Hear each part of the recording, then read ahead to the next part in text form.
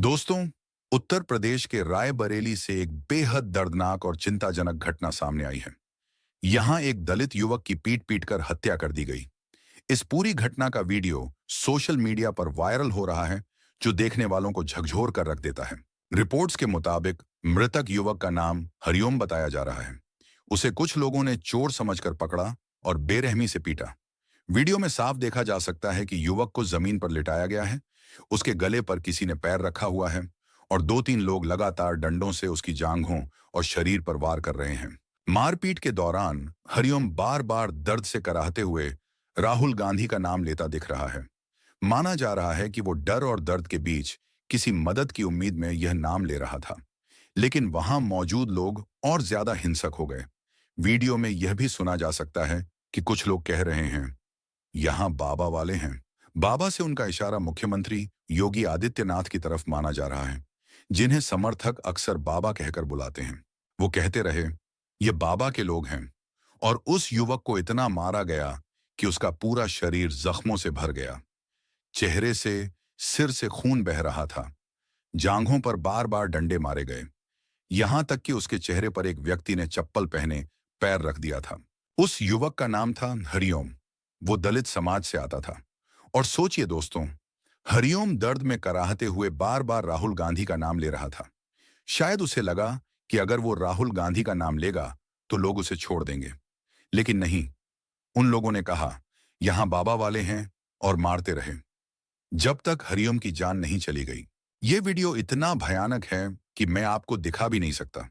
लेकिन जिन्होंने देखा है उन्होंने बताया, हरिओम को कपड़े उतार कर मारा गया ताकि उसे और ज्यादा दर्द हो। डंडे से, लाठियों से, बेल्ट से। और आसपास के लोग हंस रहे थे। कुछ पीटते पीटते थक गए तो बाकी लोग बोले, चलो तुम भी आजमा लो। क्या इंसानियत इतनी मर चुकी है हमारे देश में? दोस्तों, ये घटना राहुल गांधी के संसदीय क्षेत्र रायबरेली की है। और अगर मैं राहुल गांधी की जगह होता तो सबसे पहले मैं फ्लाइट पकड़कर रायबरेली जाता, उस परिवार से मिलता जिसने अपना बेटा खोया है। क्योंकि सिर्फ दलितों और पिछड़ों के नाम पर बात करने से कुछ नहीं होगा। अब वक्त है उनके लिए सड़क पर उतरने का। और ये सवाल सिर्फ राहुल गांधी से नहीं, ये सवाल योगी आदित्यनाथ से भी है। क्योंकि उनके राज्य में ऐसा कैसे हो सकता है कि कोई खुलेआम किसी दलित को पीट पीट कर मार दे और कहे, हम बाबा वाले हैं? क्या ये उनका बुलडोजर राज है? क्या इसी को कानून का राज्य कहा जाता है? दोस्तों, रायबरेली पुलिस का कहना है कि हरिओम को चोर समझकर मारा गया। अब तक 5 लोगों को गिरफ्तार किया गया है। वैभव सिंह, विपिन मौर्य, विजय कुमार, सहदेव और सुरेश कुमार। सबके सब रायबरेली के ही हैं। लेकिन सवाल यह है, क्या यह गिरफ्तारी काफी है? क्या इससे उस दर्द का हिसाब मिल जाएगा जो हरिओम ने झेला? क्या इस मानसिकता पर कोई बुलडोजर चलेगा?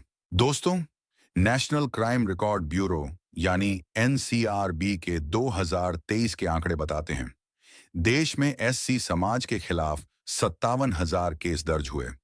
सबसे ज्यादा केस उत्तर प्रदेश से, कुल 15,130 केस सिर्फ यूपी के हैं। यानी सबसे ज्यादा अत्याचार वहीं जहां डबल इंजन की सरकार है। अब बताइए, क्या ऐसे देश को हम विकसित कह सकते हैं? तीसरी इकोनॉमी बन गए, चौथी इकोनॉमी बन गए। लेकिन अगर एक दलित युवक को जिंदा पीटकर मार दिया जाए तो क्या हम वाकई विकसित हो गए? भारत 2047 में तभी विकसित बनेगा जब यहाँ के समाज की सोच विकसित होगी, जब किसी की जाति देखकर उस पर हाथ उठाने वाले डरेंगे, जब इंसानियत किसी भी धर्म या जाति से ऊपर होगी। दोस्तों, अब वक्त है कि हर पार्टी, हर नेता, चाहे वो सत्ता में हो या विपक्ष में, सब इस मुद्दे पर एक साथ बोलें। क्योंकि ये सिर्फ रायबरेली या यूपी का मामला नहीं, ये हमारे देश की सोच पर चोट है। हरिओम अब नहीं है, लेकिन उसका दर्द, उसकी आवाज और उसका राहुल गांधी पुकारना हम सबको झकझोरने के लिए काफी है। अगर आप इंसाफ चाहते हैं तो इस खबर को ज्यादा से ज्यादा लोगों तक पहुंचाइए।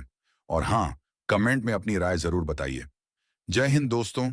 इस खबर का मकसद किसी को भड़काना नहीं, बल्कि यह समझना है कि इंसानियत और कानून दोनों को साथ लेकर चलना ही एक सभ्य समाज की पहचान है।